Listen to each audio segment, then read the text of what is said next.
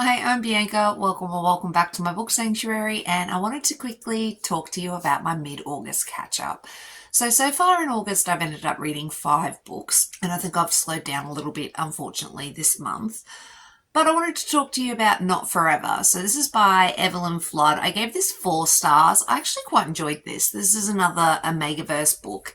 And Nova's desperate for a pack, but unfortunately she does have this other pack that's really interested in her, and she's had a bad experience with them. They were kind of abusive, and she ended up breaking up with them. But unfortunately, Nova's mother really is trying to force her onto this pack, and she ends up in the auctions. And Asher, Marcus, and Seth are basically at the auctions because of this other pack, and they really hate them. And the guys are kind of like mob bosses, I guess, and they deal in secrets and whatnot. They notice Nova, and they notice the pack really is interested in Nova, so they end up buying her, I guess. So they win the auction and they end up with Nova. And what I really liked about this, there was no pussyfooting around about the fact that they won her. Yeah, the guys just really sort of, once they kind of realised, which wasn't really hard, that Nova sort of had an abusive past and was really skittish around them. And the guys kind of fell for her first, and it was so sweet. So sweet. And yeah, I enjoyed it. I really enjoyed it. I liked Nova. I liked how everything concluded with the other dudes. And yeah, I really liked Seth, Marcus, and Asher, and how, yeah, they just fell for her pretty much instantly, and just, yeah, they were really sweet. Really, really sweet. I really enjoyed it. So then I ended up reading 4 books by the one author in the one series, actually. And I very rarely do that unless I'm really invested in the series and I can't help but go from book to book to book to book. Sometimes I can get a little bit bored with the universe, so I'll move away to another book, and then I might come back to the series if I really enjoy it. But if I really enjoy the series, I just generally, read them back to back to back. And this is what I did with this series. So Grace McGinty's Shadowbred series. This one starts off with Mannix, and I gave this 3 stars. So I enjoyed it, but maybe not as much as I could have. So basically, I'm not 100% certain how to pronounce her name. It's Naja, so I'm not sure if it's Naya, Naja. I'll probably call her Naja because I can get quite phonetic with words. Sometimes if I'm not sure how to pronounce it, I'll just pronounce it the way it's spelled, which is not necessarily the best thing. So I believe she is Mexican, so I'm probably wrong with pronunciation, but we're just going to call her Naja from now.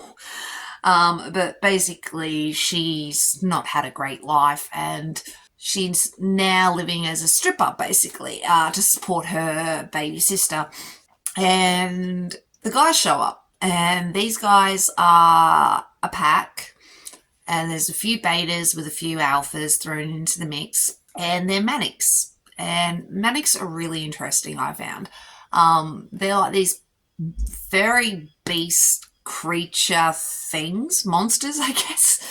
And they've got Omegaverse stuff going on, like alphas and betas and Omegas. And what I find really interesting, there's mpreg in this, male pregnancy, and with the Mannix, they need a mated Omega pair to reproduce. So the male takes the eggs from the female, and then the alphas fertilize the eggs with the male, and then the males continue gestation and birth the babies, or have the babies via C-section because they don't have a birthing channel per se. I found it really interesting. I don't read as much mpreg as I probably should. I actually quite enjoy it. I found the Mannix interesting. They've obviously got some archaic ways, and they've got to get past some society issues. And yeah, I found it really intriguing, and the Mannix themselves were just really interesting. So that's why I sort of wanted to continue on to the next book. But basically, Naja ends up with the guys, and she's the last Omega, female Omega that they know of. And obviously there's Mpreg in this, and she and the Omega get really close, and I enjoyed it. I really did. Like I said, there's issues with the Mannix, with the Mannix Society and some outside stuff. And I've only read one book of Grace McGinty's from the Dead and Dark River. I can't remember what it's called. I'll put the title up if I can remember. I've only read one of those books and I enjoyed it, but I didn't continue on. And Rain, she does show up a bit in this. So I guess I didn't find it vital to read that series, but it may give you a little bit more insight into the world and stuff. And so I moved on to the next one. Then I moved into Frenzy, and this was almost a 5-star book for me. I really enjoyed this. Court was very sexy and Dom was very sexy. So Courtland is Naja's half brother, I guess. And he was like a crime lord in Mexico, and he's left that life behind, and Dom was his second in command, and he's gone with him anyway. They've ended up with the Mannix, and straight away, before they ended up with the Mannix, they get Price, who is a male Omega, and Price, unfortunately, has had a bad life and has 2 young infants with him that are most likely not going to survive. So Courtland takes them all to the Mannix, and the Mannix, because the Mannix are assholes, the ones in charge anyway, like, piss off, they're not pure Mannix, so no, I'm not going to help these babies. So Courtland's like, well, stuff yous all, I'm going to be the head honcho, the alpha, I'm in charge now, that's the end of that. Obviously there's issues with that, but I really enjoyed it, and I thought Courtland was extremely sexy. I liked Dominic. Price is really cute, and everything he had to sort of move past. And I liked Bonnie. Bonnie was really interesting. And I just love how Courtland just sort of ends up bringing everybody into his family unit, more or less. Bonnie and Radek are in charge, or Bonnie is in charge of like the orphanage for the Mannix, which has all the half Mannix children that aren't pure Mannix.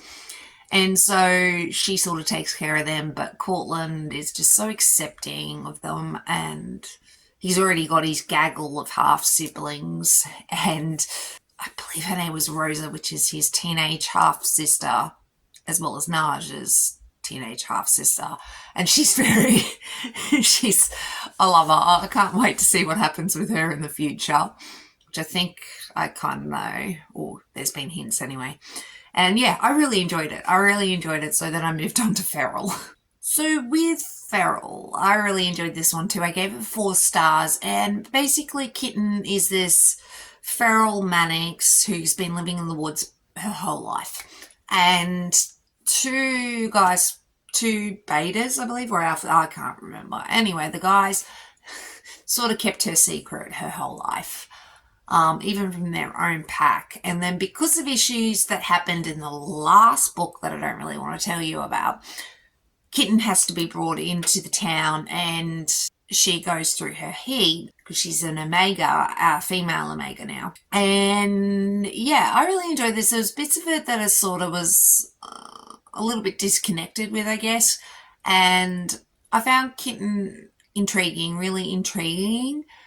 Where she came from and all that sort of stuff. It was very sad about her mum. And yeah, I enjoyed it. I liked the guys. I thought they were intriguing. And I just like the whole Mannix, to be honest, and what everything is going on with them. And then I was really curious for the next book because of things that happen in this book. It sort of hints at things. And there's this vampire doctor called Tanner, which I really like because he's from Australia, but he's a vampire, and I liked him. I really like him, and there's hints, and I think I knew what was going to happen, and I was right. But I was, yeah, he's so cute. I just thought he was very funny and cute. So then I moved on to Crave. So with Crave, this one is the 4th book in the series. I'm hoping there's going to be more. There's probably going to be more. But at the time being, there's only 4 books. So this was the last book in the series. And I was kind of sad to leave the Mannix. This one was 4 stars as well. And this was complicated and I liked it. How do I talk about this without giving anything away? The female Omega is complicated. And she's had a complicated life. And she protects her soulmate, I guess, her other half. And yeah, I really enjoyed this. This was intriguing. So you've seen these characters obviously in the last 3 books, and there's been hints about the female Omega, and I found it really intriguing. I mean, kind of half obvious hints, but at the same time, you're not 100% certain. But yeah, I really enjoyed this one too, and just with, I'm just trying not to tell you anything, but I can tell you Tanner's in it. And I really enjoyed Tanner and just his history and what they had to go through, and just the progression with the Mannix in general and everything that's going on with them now. I found really intriguing, and yeah, I really enjoyed this, like really enjoyed the whole series, so it surprised me. But yeah, that's all the books that I've ended up reading so far this month. Only 5, but hopefully I'll end up reading a little bit more. But I do think this month is going to be a little bit shorter, unfortunately, with my reading. It is what it is. But thank you so much for watching. Really do appreciate it. And please subscribe if you want to. I'd really appreciate it. Helps me out. And yeah, thanks for watching. Really do appreciate it. And I'll catch you in the next one, guys. Bye.